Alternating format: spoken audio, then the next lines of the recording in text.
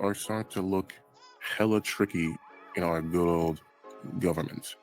What's up, guys? We're going to be covering some current news regarding the Epstein files.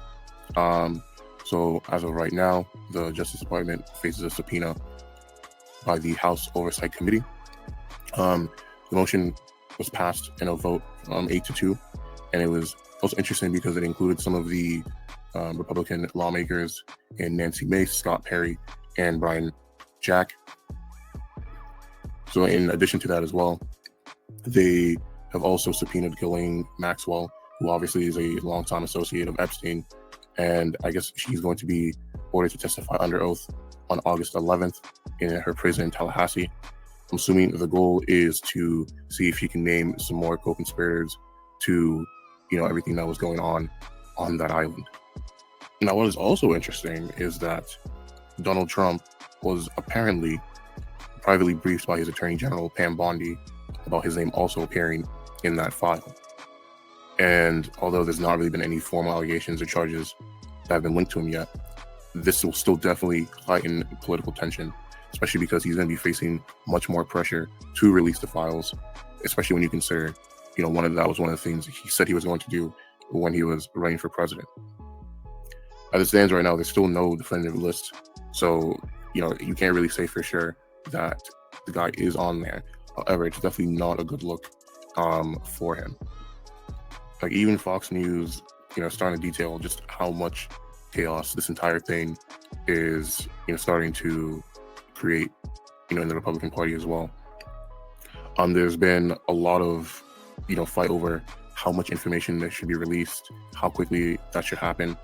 You have, lawmakers like Thomas Massie who are demanding, more immediate disclosure. You have other players like Speaker Mike Johnson, who is essentially trying to slow down the process. He does a lot of weird delay tactics here. I think one of the things I find very interesting is he talks about how the Biden administration could have released the list and did not really fail to do that. Which, if I remember correctly, I think the statute, the earliest they could have done it would have been December of 2023. And I actually do think he has somewhat of a point in that. But my thing is that, one, your president was the one that ran with that promise of releasing the list. So, it kind of just comes off as just deflecting and failing to take accountability. And it's even crazier because, as you can see here, they even, forced an early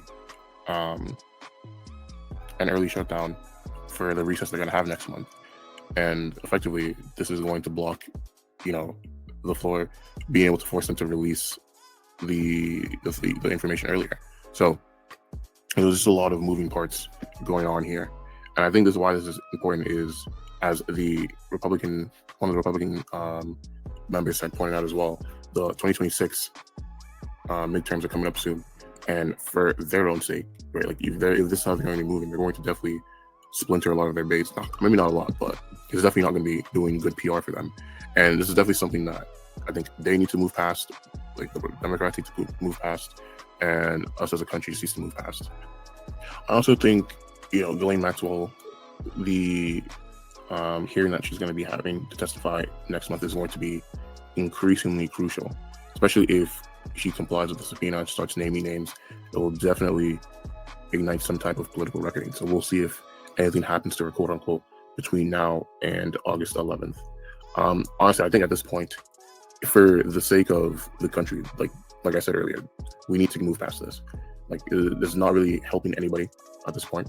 And I think whatever fallout comes from the list is just one of the things we need to rip the Band-Aid off, rub some alcohol on it, and get through it so you can move on to bigger and better things. But yeah, that's going to be my video for today. Let me know your thoughts down in the comment below. Subscribe to the channel, and most importantly of all, remember to have a good day.